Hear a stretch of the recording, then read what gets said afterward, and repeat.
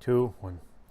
Hello everyone, it's Rafael Gutierrez again. Today I'm going to talk about reputations in martial arts. And before I begin, I will apologize for the last video where I went on a little rant, had a rough day, and that's it. Now, reputations are kind of interesting, and I'm going to actually start with a quote by Warren Buffett. Warren Buffett, as you know, is one of the self-made millionaires. He actually has a really good reputation for a lot of things, taking care of businesses, taking care when things go wrong, stepping up and taking care of it. And he has a really interesting quote about reputation, which is it takes 20 years to make a reputation and about 5 minutes to destroy it. And he then goes on to say, think about that every time you think of doing something.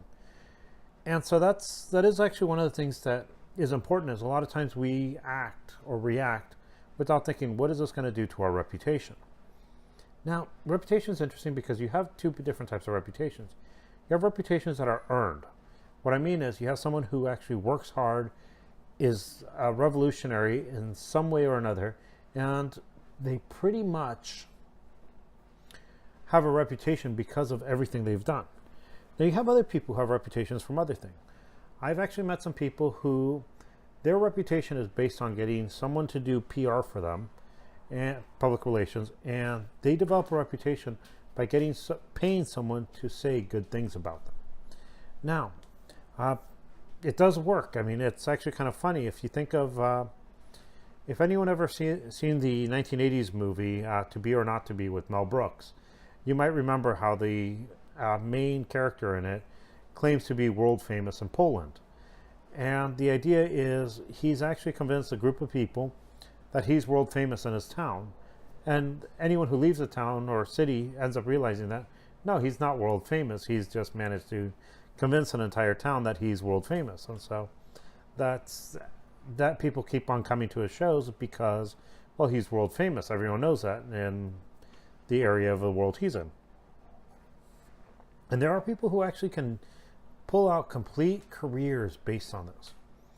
And it's funny because a lot of times I've actually seen people, and I've met some people who have developed reputations like this.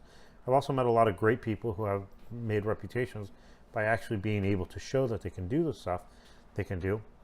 And they actually get a lot of followers.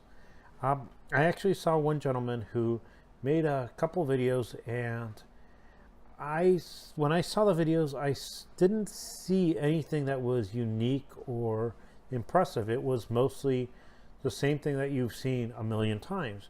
Yet everyone talked about how these videos were far beyond anything. I mean, it was like they were the greatest thing to come down to earth when it came to martial arts. And I couldn't actually see it. And maybe it's just me. Maybe I don't see what other people are seeing. I'm willing to admit that. But what I notice is some of these people will actually put videos on YouTube and put Facebook, and they'll show how to do something, going really slow. And it looks like it works when they're working with their partner. But when you have a unwilling partner, when you have someone who's slightly fighting a move, that move doesn't work anymore. Now, I'm not saying you have to get someone and break their arm to show that you can break it, but you can show that just with a small move, something may or may not work. There's actually a lot of people who I've met who do great videos online, and you can see how much and what they're actually talking about when they do stuff. There's a gentleman here in San Diego who even though he's Goju-Ryu, I watch his stuff because I get a lot of stuff in my style, which even though it's a Shorin base, it works. There's no reason why I wouldn't do that. Now, there's actually a lot of other things that actually do happen. For instance, I've actually talked to a couple people who were telling me about how someone who has this great reputation for knowing the clinical aspect of martial arts, people who have actually worked in clinic have told me, no, this person doesn't understand the basics.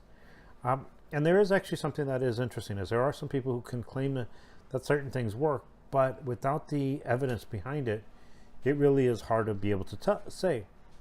But they deal with the reputation.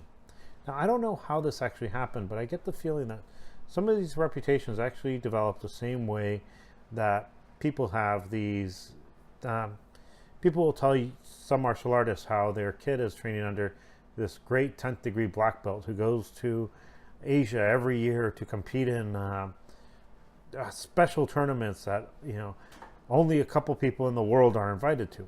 And I'm sure that there's probably one or two like that. But when you think about it, chances are if there is only one or two people in the world going to these tournaments, do you really think they're going to be teaching a 10-year-old kid? But for some reason, people fall for this. People love to think of, oh, I'm going to go over with this guy and sit under a waterfall, and I'm going to end up being able to learn just by doing this. And sometimes people actually will go to seminars and try to, emulate someone. And, well, this is a great person. Everyone knows that they know how to use a weapon. And the question I ask you is, do they? What I mean by that is this. Let's take something like bow, a 6-foot Rokushaku bow, the 6-foot staff. How do you know someone knows how to use a bow? What is the purpose? Are they going to be doing tricks for you, or are they going to be using it as a weapon and developing power? Now, if you're interested in doing the tricks, well, hey, you know what? That's actually really easy. You go to a guy who can spin the bow, make it look like a beautiful baton, and, do different things, can do flips in the air, and that's what this guy can teach you. If you actually want something that's going to be usable, you have to actually look at what is usable. What would someone use a bow or a weapon for?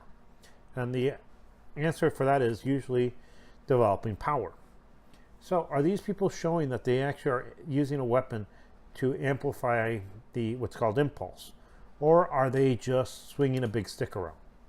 I will tell you, I actually recently found a article from a gentleman I had met a couple times who he learned he learned some weapons from someone I actually had met before.